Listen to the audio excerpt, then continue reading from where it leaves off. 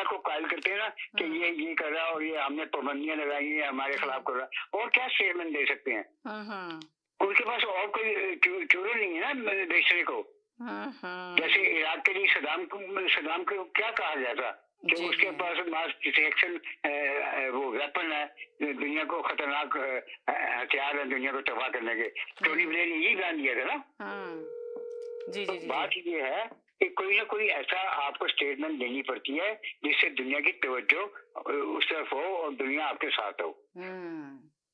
वो यानी कि दुनिया की तवज्जो हटाने के लिए वो इस तरह के एक चूरन के पीछे लगाना चाहते हैं। नहीं, वो दुनिया से ईरान की नफरत बढ़ाने के लिए कहते हैं कि ये खतरा बन रहा है, ये खतरा बन रहा है। मगर आप ये देखिए ना, ईरान कह रहा है कि हम बना नहीं रहे, ईरान कह रहा है कि हम नहीं बना रहा है, ईरान तो चाहता है कि ये कह रहा है कि बना रहे हैं। देखें, ईरान भी चाहता है मुज़ाकरात होना। इस वक्त जो हालात है, ईरान में भी बेतहाशा महंगाई हो चुकी है, वहाँ पे काफी परेशानी है, पब्लिक आवाम बहुत परेशान है इस जंग की वजह से। और आपने पूरी दुनिया में देखा कि कितने हालात खराब होते चले जा रहे हैं। अब ट्रम्प जो है, अमेरिका जो है, क्या आप ये बोलेंगे कि वो जो ईरान बोल रहा है कि पावरफुल मुल्क नहीं है, तो आपको भी लगता है कि उसकी पावर खत्म हो गई है, पावरफुल मुल्क नहीं है, या हकीकत में ईरान अभी तक, अमेरिका अभी तक पावरफुल मुल्क है? ये तो आप मानेंगे, आप कहेंगे कि चाइना हो गया उसकी जगह पावरफुल मुल्क? क्या कहेंगे, आपकी क्या राय? बात यह है कि आपने कभी देखा जब हाथी को तीर लगते हैं या नेज़े लगते हैं तो मरते मरते जब वो गिरता है, जब वो जमीन पे गिरता है तो पूरी जमीन हिल जाती है। पता आपको? जी, जब हाथी गिरता है ना, पूरी जमीन हिल जाती है। लाजमत एक हाथी गिर रहा है जमीन के ऊपर। तो हाथी ये गिर रहा है तो ये जब गिरेगा तो जल्जला तो आएगा। समझी ना मेरी बात को? ताकतवर तो रहा है।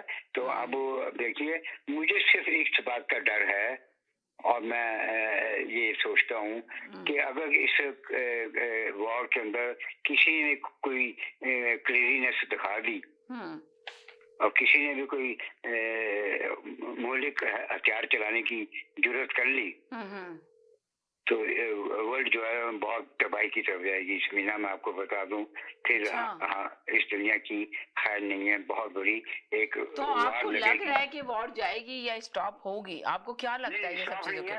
वॉर का मुझे ज्यादा खतरा है, यानी कि आपको लग नहीं रहा कि जंग बंद होगी? नहीं, सवाल ही नहीं पैदा। आपको ये लग रही है, आपको लग रहा है कि मुज़ाकरात नहीं होंगे? उसकी वजह ये है, आपने जो अभी बात कही बिल्कुल सही कही थी कि ट्रम्प जो है वो जाती तौर पर, अगर आप देखें ना दिली तौर पे, वो नहीं चाहता कि जंग हो।